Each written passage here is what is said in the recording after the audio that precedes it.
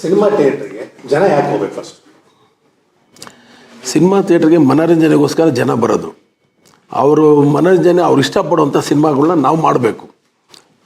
ನಿರ್ಮಾಪಕರು ಚಿತ್ರಮಂದಿರದ ಪ್ರೇಕ್ಷಕರಿಗೆ ಯಾವ ರೀತಿ ಸವಲತ್ತು ಬೇಕೋ ಆ ರೀತಿ ಕೊಡಬೇಕಾದ ಚಿತ್ರಮಂದಿರದ ಮಾಲೀಕರದ್ದು ಇರುತ್ತೆ ಜವಾಬ್ದಾರಿ.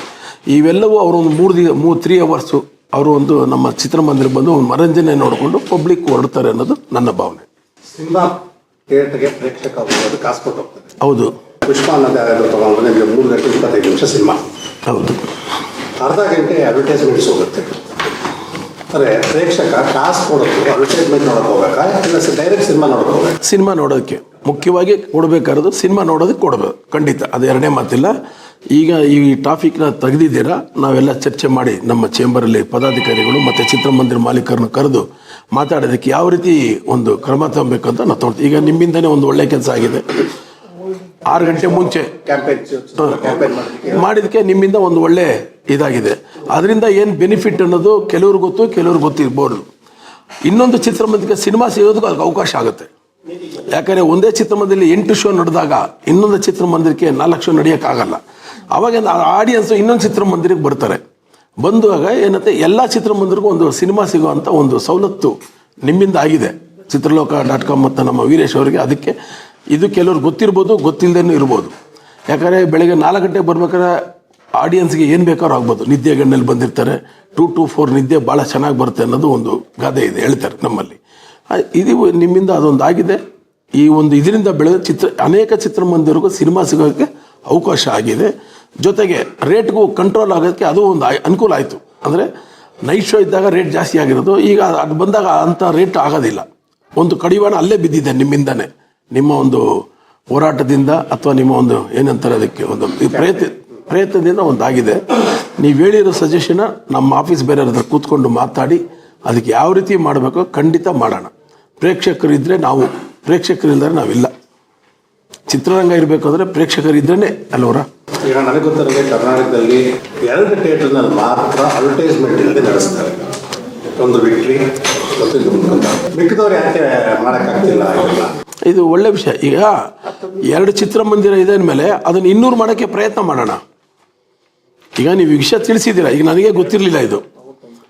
ಈಗ ಕೇಳಿ, ಕೆಲವು ವಿಷಯ ಎದುರುಗಡೆ ಇರೋರು ಗೊತ್ತಾಗುತ್ತಂತೆ. ಈಗ 6 ಗಂಟೆ ಮುಂಚೆ ಸ್ಟಾರ್ಟ್ ಮಾಡಬೇಕನ್ನೋ ವಿಷಯ ಯಾರಿಗೆ ಗೊತ್ತಿತ್ತು? ನೀವು ತಿಳ್ಕೊಂಡ್ರಿ. ನಿಮಗೆ ತಿಳಿಸೋರು ಯಾರು? ಒಬ್ಬ ಚಿತ್ರಮಂದಿರ ಮಾಲೀಕರು, ನನಗೆ ಗೊತ್ತಿರೋಂಗೆ. ಅವರು ಅದನ್ನು ನೀವು ದೊಡ್ಡದಾಗಿ ಮಾಡಿ ಅದಕ್ಕೆ ನೀವು ಯಾವ ರೀತಿ ಒಂದು ಹೋರಾಟ ಅಂತ ಹೇಳಿದ್ರೆ ತಪ್ಪಲ್ಲ. ಅದು ನಿಮ್ಮ ಹೋರಾಟಕ್ಕೆ ನಿಮ್ಮಲ್ಲಿ ನಮ್ಮ ಗೋವಿಂದವರು ಜೊತೆಗಿದ್ದು, ನಿರ್ಮಾಪ ಸಂಘದವರು ಜೊತೆಗಿದ್ದು. ಬಟ್ ಏನಾದರೂ ಮೂಲ ಕಾರಣ ವೀರೇಶ್ವರಲ್ಲವರ. ಇವಾಗ ನೀವು ತಿಳಿಸಿದಿರ ಹಂಗೆ ಇದನ್ನು ಅಡ್ವರ್ಟೈಸ್ಮೆಂಟ್ ಕ್ಯಾನ್ಸಲ್ ಆಗೋಕ್ಕೆ ಕಾರಣನೂ ವಿಕ್ಟ್ರಿ ಸಿನಿಮಾದವರು ಆಗ್ಬೋದು, ಮುಕುಂದ ಚಿತ್ರಮಂದಿರ. ಯಾಕಂದರೆ ಅವ್ರು ಮಾಡಿರೋದನ್ನ ನೀವು ಮಾಡಿ ಅಂತ ಹೇಳ್ಬೋದು. ಖಂಡಿತ ಅವೆರಡು ನಾವು ಮುಂದಕ್ಕೆ ಪ್ರಯತ್ನ. ಈಗ ಅದೇ 2 ಥಿಯೇಟರ್ಗಳಲ್ಲಿ ನಾನು ಕಂಪೇರ್ ಮಾಡ್ಕೊಂಡು ಹೇಳ್ತಾ ಇದ್ದೀನಿ. ಅವೆರಡು ಥಿಯೇಟರ್ನಲ್ಲಿ ಅಡ್ವರ್ಟೈಸ್ಮೆಂಟ್ ಇಲ್ಲ, ಮಿಕ್ಕಿದ ಕಡೆ ಅಡ್ವರ್ಟೈಸ್ಮೆಂಟ್ ಬರುತ್ತೆ ಅಂದರೆ ಅವ್ರು ಹೆಂಗೆ ನಡೆಸ್ತಾರೆ, ಮಿಕ್ಕಿದವ್ರಿಗೆ ನಡೆಸ್ತಾ ಇರ್ತಾರೆ. ಈಗ ಕೆಲವರು ಚಿತ್ರಮಂದಿರ, ಈಗ ನಮಗೆ ಇದು ಗೊತ್ತಿಲ್ಲದಿರೋ ವಿಷಯ ಕೆಲವು ಕೇಳಿ. ಈಗ ಅವ್ರವ್ರದ್ದು ಯಾವ್ಯಾವ ರೀತಿ ಇರ್ತವೆ ನಮ್ಗೆ ಗೊತ್ತಿರಲ್ಲ. ನಾನು ನಡೆಸಿದ್ದೀನಿ ಥಿಯೇಟ್ರ್, ಗೊತ್ತಿದೆ. ಅಡ್ವರ್ಟೈಸ್ಮೆಂಟ್ ಆಡು ಕೆಲವರು ತೊಗೊಳ್ತಾ ಇರ್ತಾರೆ.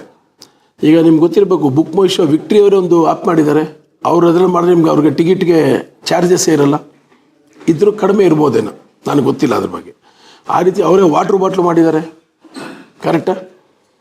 ಅದೇ ರೀತಿ ಮಾಡ್ತಾರೆ. ಈಗ ಹೇಳಿದಿರಲ್ಲ, ಇದೆಲ್ಲವನ್ನು ನಾವು ಪರಿಶೀಲನೆ ಮಾಡ್ತೀವಿ. ನಮ್ಮ ಕೈಲಿ ಏನು ಮಾಡೋಕ್ಕೆ ಸಾಧ್ಯನೋ ನಾವು ಪ್ರಯತ್ನ ಮಾಡ್ತೀವಿ. ಚಿತ್ರಮಂದಿರಕ್ಕೆ ನೀವು ಪ್ರೇಕ್ಷಕ ಬರೋದು ಸಿನಿಮಾ ನೋಡೋಕ್ಕೆ, ಆ್ಯಡ್ ನೋಡೋಕ್ಕಲ್ಲ.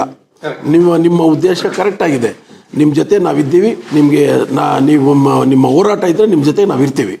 ನಿರ್ಮಾಪಕ ಪ್ರೊಡ್ಯೂಸ್ ಮಾಡಲಿಲ್ಲ ಅಂತಂದರೆ ಸಿನಿಮಾ ಥಿಯೇಟರ್ ಬರಲ್ಲ. ಮಧ್ಯದಲ್ಲಿ ಒಬ್ಬರು ಡಿಸ್ಟ್ರಿಬ್ಯೂಟರ್ ಅಂತ ಇರ್ತಾರೆ. ಪ್ರೊಡ್ಯೂಸರ್ಗಳಿಲ್ಲ, ಡಿಸ್ಟ್ರಿಬ್ಯೂಟರ್ಗೂ ಇಲ್ಲ. ಎಕ್ಸಿಬಿಟರ್ಗೆ ತಮ್ಮ ಕಾರ್ಯದರ್ಶಿ ಕುಶಲ್ ಅವರು ಹೇಳಿರೋ ಪ್ರಕಾರ ವರ್ಷಕ್ಕೊಂದು 15-20 ಸಾವಿರ ರೂಪಾಯಿ ಬಂದರೆ 10 ನಿಮಿಷ ಆ್ಯಡಲ್ಲಿ ಅಂತ ಹೇಳಿದ್ದಾರೆ. ಖಂಡಿತ ನಿಜಾನೇ ಅವ್ರು ಹೇಳಿರೋದು. ಸೊ ಅಂಥ ದೊಡ್ಡ ಥಿಯೇಟರ್ಗಳು ಕಟ್ಟಿದವರಿಗೆ ಇಲ್ಲ, ಒಂದು ವರ್ಷಕ್ಕೆ ಒಂದು 50,000 ರೂಪಾಯಿ ಇಟ್ಕೊಳ್ಳೋದು 1 ಲಕ್ಷ ರೂಪಾಯಿ. 1 ಲಕ್ಷ ರೂಪಾಯಿ ಒಂದು ಥಿಯೇಟರ್ನವರಿಗೆ ದೊಡ್ಡ ಅಮೌಂಟ್ ಅಲ್ಲ. ಖಂಡಿತ. ಸೊ ಅಂದರೆ ಇವ್ರಿಗೆ ಎಕ್ಸಿಬಿಟರ್ ಬರ್ತಾ ಇರೋದು ಮಾರ್ಜಿನಲ್ ಅಮೌಂಟ್. ನೀವು ಭಾಳಷ್ಟು 120-130 ಥಿಯೇಟರ್ ನಡೆಸ್ತಾ ಇದ್ದೀನಿ, ನಿಮಗೆ ಪ್ರಶ್ನೆ ಕೇಳ್ತಾ ಇದ್ದೀನಿ. ಸಣ್ಣ ಅಮೌಂಟ್ ಆಗುತ್ತೆ ಎಕ್ಸಿಬಿಟರ್ ಬರ್ತಾ ಇರೋದು. ಅಂದರೆ ನನ್ನ ಪ್ರಕಾರ 10%, 12%, 15% ಬರ್ತಿರ್ಬೇಕು. ಅಂದರೆ ಮಿಕ್ಕಿದ 80-85% ಕಂಟೆಂಟ್ ಪ್ರೊವೈಡರ್ಸ್ ತೊಗೊತಾ ಇದ್ದಾರೆ, ಇನ್ನೊಬ್ರು ತೊಗೊತಾ ಇದ್ದಾರೆ ಗೊತ್ತಿಲ್ಲ. ಇಲ್ಲಿ ಪ್ರೊಡ್ಯೂಸರ್ಗೆ 5 ಪೈಸೆ ಬರಲ್ಲ, ಡಿಸ್ಟ್ರಿಬ್ಯೂಟರ್ ಬರ್ತಿಲ್ಲ. ಸರ್ ನೀವು ಹೇಳೋದು ಖಂಡಿತ ನಿಜ. ಈಗ ನಮ್ಮ ಕುಶಾಲ್ ಅವ್ರು ಏನು ಹೇಳಿದ್ದಾರೆ ಅದನ್ನು ನಾನು ಇದು ಮುಂದುವರಿಸ್ತೀವಿ. ಯಾಕಂದರೆ ಅವರು ಚಿತ್ರಮಂದಿರ ಮಾಲೀಕರು, ನಾನು ಮಧ್ಯ ಬಂದು ನಡೆಸಿರೋನು. ಅದು ಅವ್ರು ಹೇಳಿದ ನಿಜ. ಕೊನೆಗೆ ಕೆಲವು ಕಡೆ 5,000 ಬರುತ್ತೆ, ಕೆಲವು ಎಲ್ಲಿ BNC ಬರ್ಬೋದು. ಅದು ನಮ್ಗೆ ಯಾರಿಗೂ ದೊಡ್ಡದಲ್ಲ. ಆ 5,000 10,000ದಿಂದ ಕರೆಂಟ್ ಬಿಲ್ಲು ಜಾಸ್ತಿ ಆಗುತ್ತೆ, ಪ್ರೇಕ್ಷಕರಿಗೂ ನಾವು ಎಲ್ಲೋ ಒಂದು ಕಡೆ ಅನಾನುಕೂಲ ಆಗುತ್ತೆ, ಅವ್ರಿಗೆ ಬೇಜಾರನ್ನು ಆಗ್ಬೋದು. ಅದನ್ನು ಮಾಡೋಣ, ಸರಿ ಮಾಡಿಕೊಡ್ತೀವಿ, ಖಂಡಿತ ಮಾಡಿಕೊಡ್ತೀವಿ, ಅದರಲ್ಲಿ ಎರಡನೇ ಮಾತಿಲ್ಲ. Thank you. ಚಿತ್ರೋಕ ಕ್ಯಾಂಪೇನ್ ಜೊತೆ ಚೇಂಬರ್ ಇರುತ್ತೆ ಅಂದ್ಕೊಂಡಿದ್ದೀನಿ. ಖಂಡಿತ ನಿಮ್ಮ ಜೊತೆ ಯಾವತ್ತೂ ಇದ್ದೀವಿ ಸ್ವಾಮಿ. ನಿಮ್ಗೆ ಯಾವುದೇ ಹೋರಾಟ ಮಾಡಿ ಚಿತ್ರರಂಗ ಉಳಿಯೋದಕ್ಕೆ ನಿಮ್ಮ ಜೊತೆ ನಾವಿದ್ದೀವಿ.